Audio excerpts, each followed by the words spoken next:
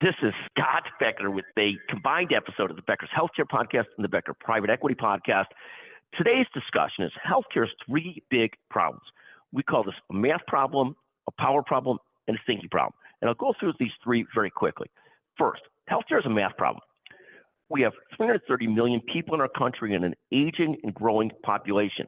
At the same time, we only have 1,100,000 physicians and 4 million nurses or so.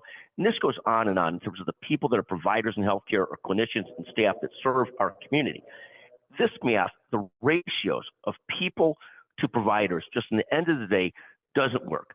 Somehow or another, we have to figure out how to both supplement people with technology, but also to produce more doctors. We're only producing 18,000 doctors a year. Those doctors are burnt out early.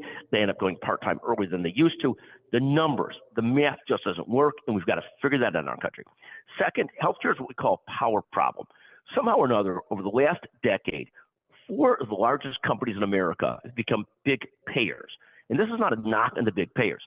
United Healthcare, CVS Health / Aetna, Cigna, and Elevance Health, former Anthem Blue Cross, are 4 of the biggest companies, the biggest 20 companies in America, with revenues up to $350, $360 billion for United, CVS $350 billion. And this compares to the power, the relative power of providers, health systems, physicians, and physician groups, and more. The largest systems are $30 billion in revenues. The largest physician groups are monumentally smaller. There's just a huge power problem in those negotiations and how those things work together. The third thing we talk about is healthcare has a thinking problem. There's this constant discussion of healthcare being binary. It's value-based care versus fee-for-service. It's the pharmaceutical perspective on things versus the payer perspective on things. It's preventive care is the answer to everything. The reality is there's problems with everything. If you look at managed care and value-based care, at the end of the day, the problem is care gets rationed. Certain people don't get care. It's not that we don't need some rationing. If it's fee-for-service, there's problems there too. A certain percentage of physicians, providers will do more procedures than are necessary, and that will be a problem. There's obviously a problem with administrative costs in our country.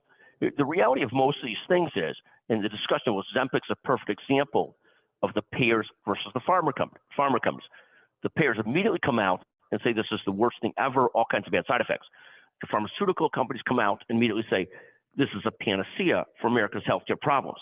The reality on all these things is the answer is almost somewhere in between, and we need real problem solving to try and figure out the right mix of solutions to try and take care of our 330 million people and growing people. So what I look at when I hear near on either side is that healthcare is a thinking problem, and most answers aren't binary, they're somewhere in between. Again, those are our 3 thoughts for today. Healthcare is a math problem, healthcare is a power problem, and healthcare is a thinking problem. Thank you for listening to this episode of the Becker Private Equity Podcast and the Becker's Healthcare Podcast. Feel free at any time to text Scott Becker at 773-766-5322 with your thoughts on this and other things you'd like to add to it. Thank you so much for listening.